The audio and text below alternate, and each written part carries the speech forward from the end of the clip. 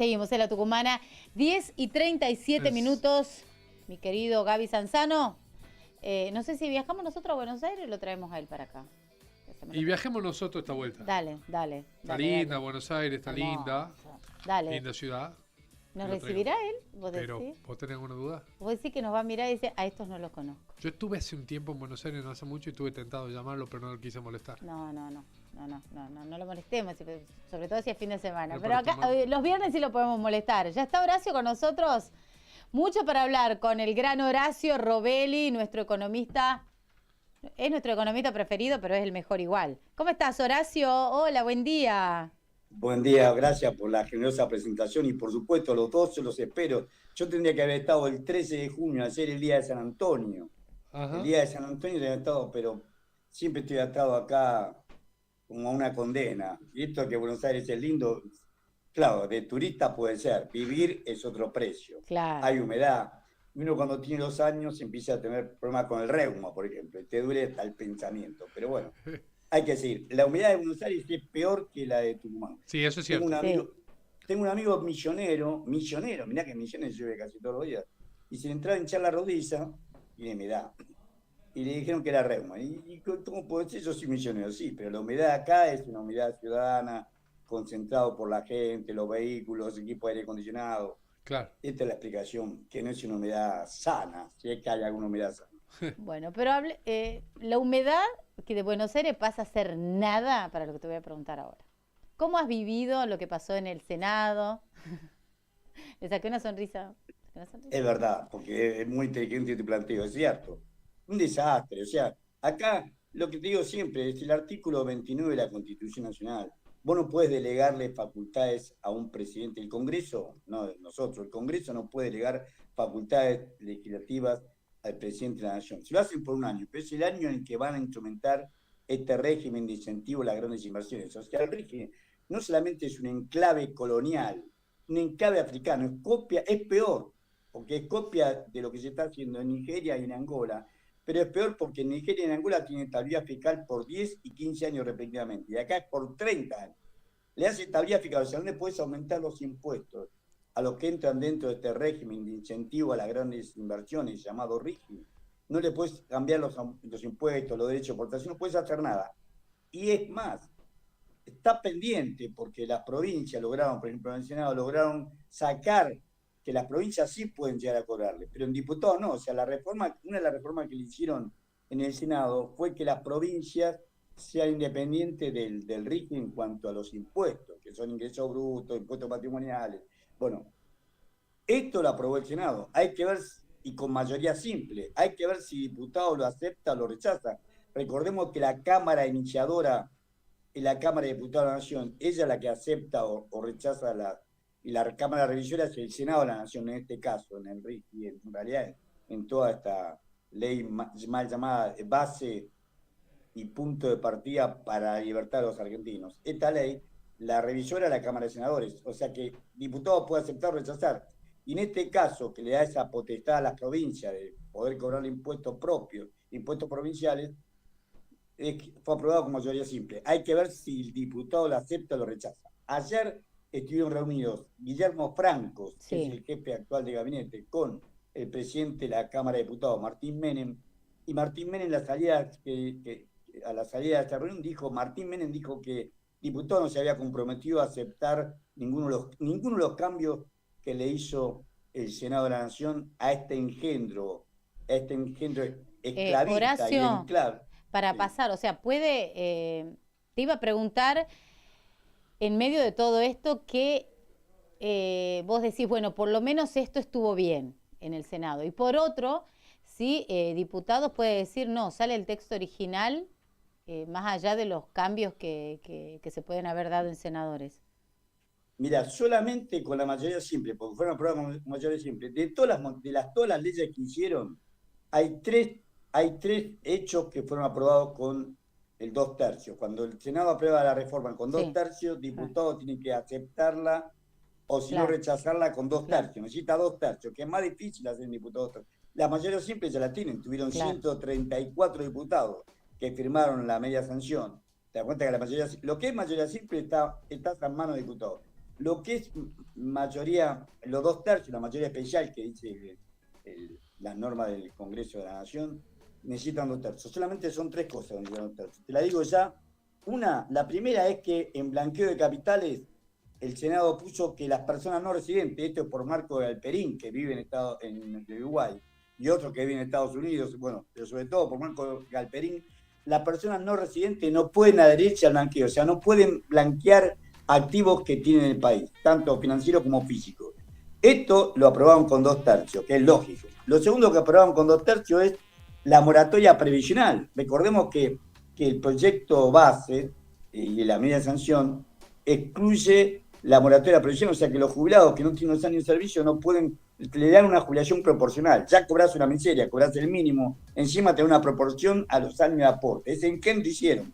Acá, por lo menos en el Senado, y con 2/3, o sea que va a ser difícil poder rebatirlo en diputados, con 2/3 la moratoria previsional vuelve a regir. O sea que aquellos jubilados que no tienen 2 años de aporte por A, por B, por Z, pueden pagarlo una vez jubilado, se le va descontando de su jubilación una parte hasta completar los años de aporte. Y la tercera, sí, esta fue por unanimidad, o sea, si las otras dos fueron por 2/3, con alguna disidencia, en cambio acá fue por unanimidad, continúa el régimen de Tierra de Fuego. Viste que Tierra de Fuego tiene un régimen fiscal especial. sí. No es el RIGI, pero ellos no pagan impuestos, tienen degravaciones impositivas, etcétera, etcétera, para que se industrialice Tierra de Fuego. Es el confín del mundo y nosotros tenemos, como decimos siempre, proyección sobre la Antártida. El gobierno se llama de Tierra de Fuego Antártida, islas del Atlántico Sur. O sea que en realidad Tierra de Fuego es la Antártida, o sea que es especial. Bueno, los senadores lo aprobaron por unanimidad. Este sí que no va a ser reversible. Sí. Este tal vez sea el único que... Ojalá fueran los 3 que queden, pero sobre todo el régimen de Tierra de Fuego. Repito, Tierra de Fuego, Antártida e isla del Atlántico Sur, nuestra Malvinas. Entonces, es importante que continúe ese régimen. Horacio, y para pasarlo en limpio, lo has explicado varias veces acá, pero nunca viene mal repasarlo. ¿Qué implica el RIGI en los hechos, en términos reales? ¿Qué significa para nuestra economía y para el futuro de los argentinos, ¿no? Tratando también de bajarlo a nosotros, los ciudadanos comunes, que primero terminamos de entender esto que se debate, que se trae, que se habla, pero que al fin y al cabo termina repercutiendo sin que lo sepamos bien cómo.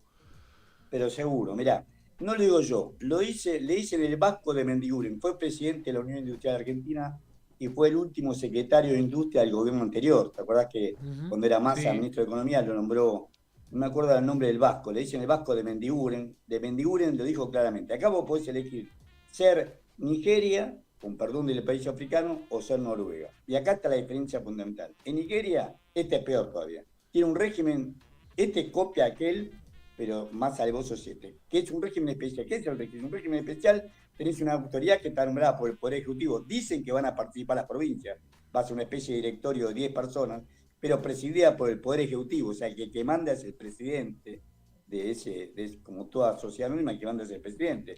Por ahí lo pueden reemplazar vicepresidentes, pero el presidente es el que es el responsable y la máxima autoridad. Bueno, el presidente lo pone el Poder Ejecutivo, va a ser un directorio de 10 personas que van a normar por 30 años explotaciones. Lo que hicieron en el Senado fue circunscribirlas, porque en diputados era amplio, era para todo tipo de inversiones mayores de 200 millones de dólares, mayores de 200 millones de dólares. En el Senado las circunscribieron a forestación industrial, o sea, no la plantación del árbol, sino la industrialización de los árboles, infraestructura, minería, energía, tecnología y turismo. Las circunscribieron por lo menos a eso. ¿Por qué? Porque el que se quejó fue el campo. El campo, los grandes estancieros argentinos, tienen terror de que que le compren por afuera, devalúa el gobierno y le van a comprar por la mitad su tierra. Entonces tienen terror que vengan y hagan explotaciones agropecuarias acá. Por eso sacaron la explotación agropecuaria de lo que tienen los grandes estancieros en Argentina, los grandes productores agropecuarios, lo excluyeron expresamente del RIGI. Pero el RIGI es para todas estas actividades: foresto industrial, infraestructura, minería, energía, tecnología y turismo. Después, ¿por qué es una clave especial? Porque los tipos tienen esta posibilidad. Primero, como dijimos, tienen estabilidad fiscal por 30 años. Vos no le podés cobrar unos impuestos ni derechos de exportación, nada por 30 años como tiene la minería. Segundo, tienen su propia justicia. Ellos pueden reclamar ante la justicia argentina y si no les satisface lo que dice la justicia argentina, reclamar ante el CIADI. El CIADI es un tribunal del Banco Mundial. Hay un principio jurídico internacional que dice que un país no puede ser juzgado por otro país, menos por una empresa. Pero cuando vos te adherís al Banco Mundial y al CIADI, por ejemplo, Brasil está adherido al Banco Mundial, pero no al CIADI. Te adherís al Banco Mundial y aceptás la regla del CIADI, vos aceptás que una empresa te haga juicio. De hecho, la Argentina, hoy el tema con YPF que tiene es un juicio ante el CIADI, y lo está perdiendo. O sea, ¿te das cuenta? Vos tenés acá reclamos, o ahora el último reclamo fue por la actualización, ¿te acordás que nosotros ajustábamos los bonos por el PBI y por la inflación? Que se había mentido la inflación y hay que pagar 1.500 millones de dólares porque se dejó vencer, inclusive este gobierno no hizo nada para defender la posición argentina, se dejó vencer ese reclamo y ahora hay que pagar 1.500 millones de dólares. ¿Quién lo determinó? El CIADI. O sea, vos aceptás una justicia extranjera. Entonces tenés en clave fiscal 30 años de estabilidad que no le pongan impuestos. Tienen su propia justicia. Y esto es lo peor de todo. Van a liquidar sus exportaciones. Esta también una pequeña modificación en el Senado. Van a poder liquidar, van a pagar derecho de exportación. El 20% va a quedar excluido en los primeros. En un año, un diputado acá son 2 años. O sea que vas a tener que pagar derecho de exportación por el 80%. Derecho de exportación. Después, en el tercer año, van a poder liquidar el 40%, o sea que van a pagar derecho de exportación por 60%. Y a partir del cuarto año, no pagan más derecho de exportación. No pagan más derecho de exportación a partir del cuarto año, cuando ya maduró el proceso. Una inversión tiene su tiempo madurar. Cuando están a full, cuando están exportando a full petróleo, oro o litio, recién ahí en el cuarto año no van a tener obligación, no van a pagar derecho de exportación y no tienen obligación de liquidar los dólares en el país. ¿Para qué lo hacemos si no traen los dólares en el país? Claro. Esto es terrible. O sea, fíjate por eso lo que decía de Mendiguren. Vos elegís ser Nigeria o ser Noruega. ¿Por qué? Porque Noruega es el Estado el que se hace cargo. El Estado es el que contrata. Cuando Juan Domingo Perón hizo en 1950 el que era el gasoducto, era el presidente, hizo hacer el que era en ese momento el gasoducto más largo del planeta, que era el de Comodoro Rivadavia hasta Gran Buenos Aires, hasta Lavallol, lo hizo por licitaciones públicas. O sea, lo manejó siempre el Estado. El Estado pagaba el gas, pagaba la obra, pagaba todo, pero también cuando era para venderlo vendía el Estado. Lo vendió, ahí se crea la empresa acá del Estado. La vendía el Estado. Acá, tanto el mercado interno como el mercado externo, lo vendía el Estado. Acá, no, acá le deja todos los privados. El Estado desaparece, no tiene control, no tiene nada. O sea, ellos te dicen, vos fíjate que a todos los ministros le piden, bueno, dígame cuál es el costo. Si nosotros le vendemos la nafta en la Argentina al mismo precio que se vende internacionalmente, ¿cuál es el costo del combustible en Argentina? Nadie te lo dice. Se lo preguntaron a Aranguren en la época de Macri, se lo preguntaron ahora a Rodríguez Chirilo, ¿cuál es el precio de extracción del petróleo y del gas? No lo dicen porque obviamente la Argentina tiene un costo mucho, no es lo mismo extraer petróleo del Mar del Norte que sacarlo de la piedra en Vaca Muerta. Entonces, los costos son sideralmente distintos, sin embargo nosotros pagamos el mismo precio que se paga en Inglaterra. Esto es ridículo. Bueno, esto es lo que, si esto impera ahora, con este sistema RIGI es peor.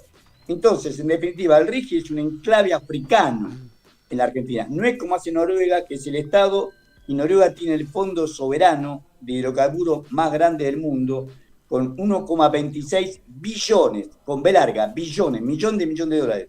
1,26 billones de dólares, más de 3 veces lo que produce la Argentina por hoy es el fondo soberano del Estado noruego. Por eso Noruega hoy, gracias a que se apropian de esa renta gasífera y petrolera que ellos sacan de los fiordos frente al océano Ártico, en la plataforma que le corresponde a Noruega, Noruega tiene hoy el PBI per cápita más alto del mundo. Tal vez ya sean 8 millones de habitantes.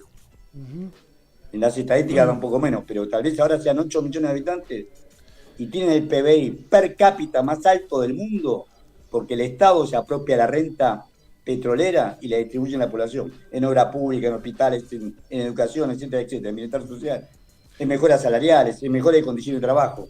Está claro que se ha firmado y se ha legalizado un saqueo, entonces de alguna manera, ¿no?, de los recursos. La pregunta es si después, según cómo son las normativas o la justicia económica del mundo después, esto es reversible.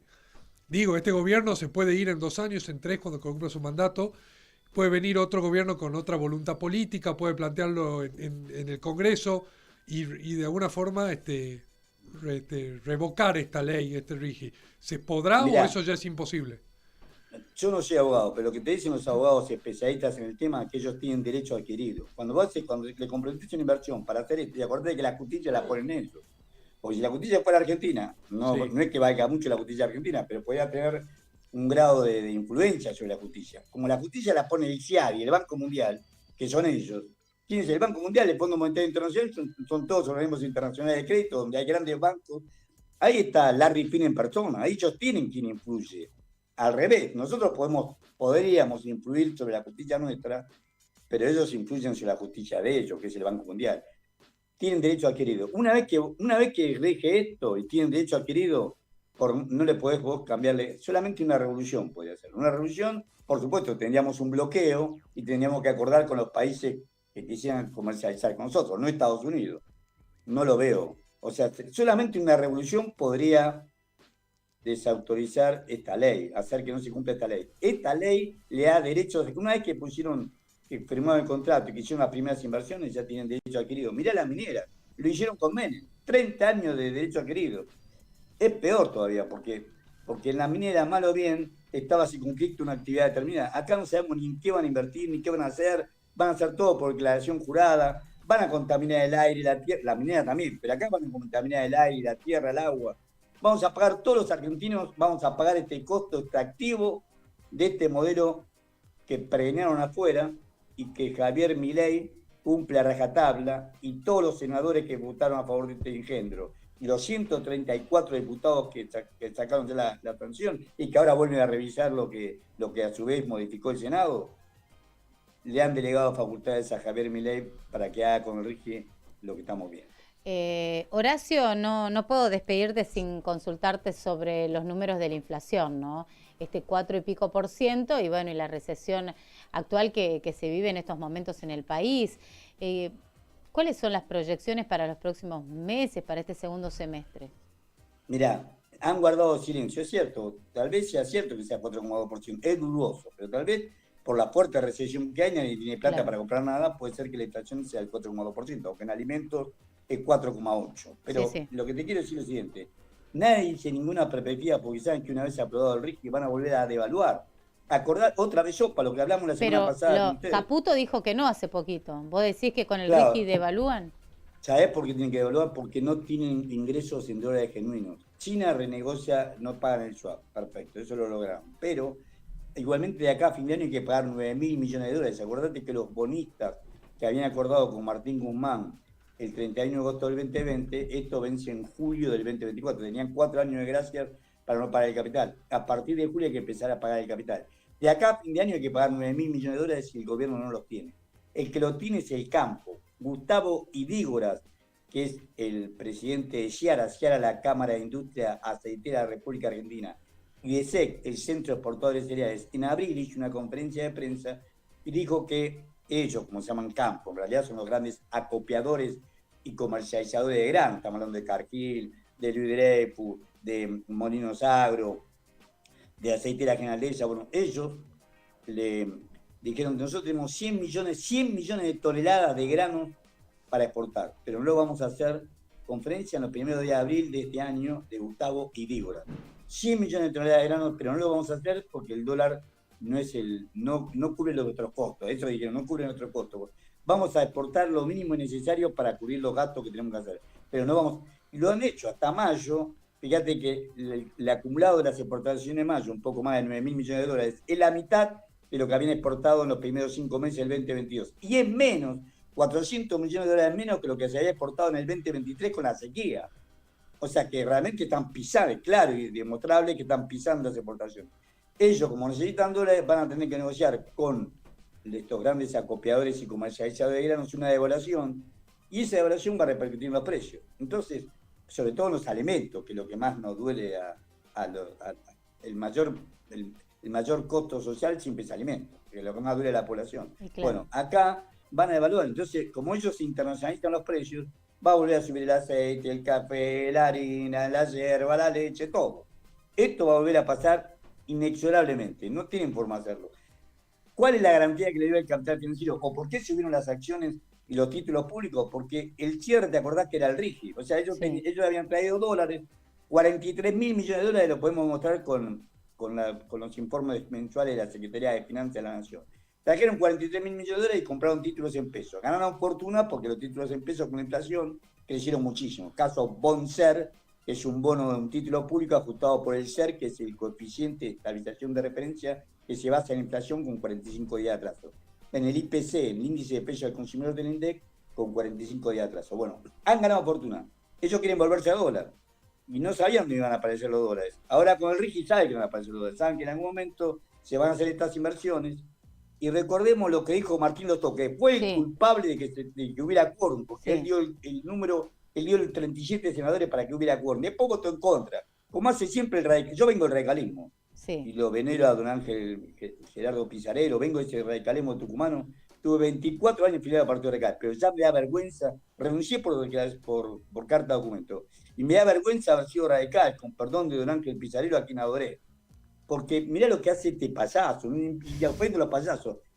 Pone el tuje de ahí, aprueba, da quórum para que salga este mamotreto, esta traición a la patria, y después vota en contra, hace todo un discurso en contra. Cuando fue al Senado, él dijo esto, dijo, miren, estamos sacando el RIGI y a la vez estamos sacando un blanqueo de capitales sin cupo. Esto va a ser peor que las Bahamas, porque acá la Argentina es mucho más grande que las Bahamas. Entonces acá van a blanquear de narcotráfico, trata blanca, venta de armas, cualquier cosa. Esto dijo él. Y sin embargo, después es un discurso opositor, pero dio quórum. O sea que te das cuenta la profunda falla moral que existe en ese senador de la nación. Bueno, este engendro va a permitir entonces, con más el blanqueo, va a permitir que ingresen dólares. Y con los dólares le van a pagar a todos estos que trajeron dólares en este gobierno, 43.000 millones de dólares. 43.000 millones de dólares hasta abril. No tenemos los datos de mayo. Apenas tenga los datos de mayo, se los comunico. Te voy a mandar también eso. Le voy a mandar a ustedes también ese dato de la Secretaría de Finanzas.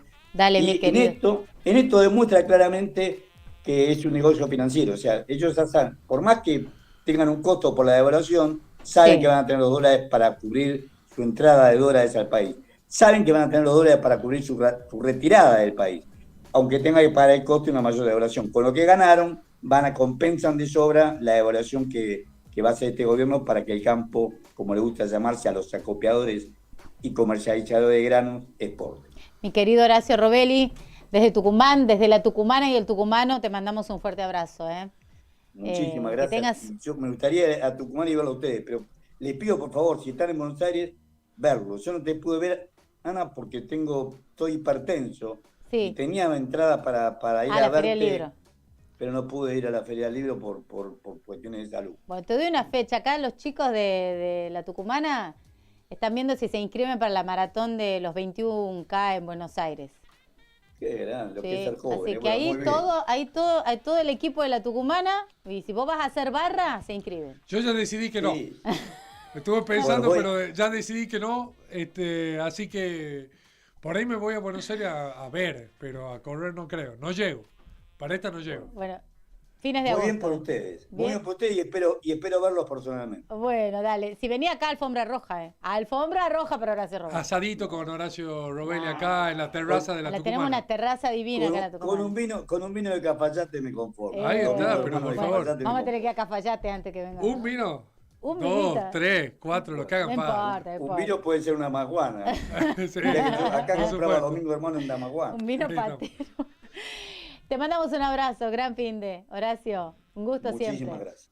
El gran Horacio Robelli en la mañana de la Tucumana. Un gusto estar con él cada semana. 11:01, tenemos más. Atención, que hablamos de elecciones de San Martín. ¿Se viene la lista oficial en un ratito? Sí. Va a hablar con nosotros el actual presidente de San Martín, que no solo es candidato a la reelección. Porque habló la semana pasada. Bien. Sí, sino que también supongo que es un buen momento para hacer un balance de lo que ha sido su gestión de un poco más de 3 años al frente del club. Y lo que se viene. Bueno, por eso hacemos la pausa. Música, ya venimos.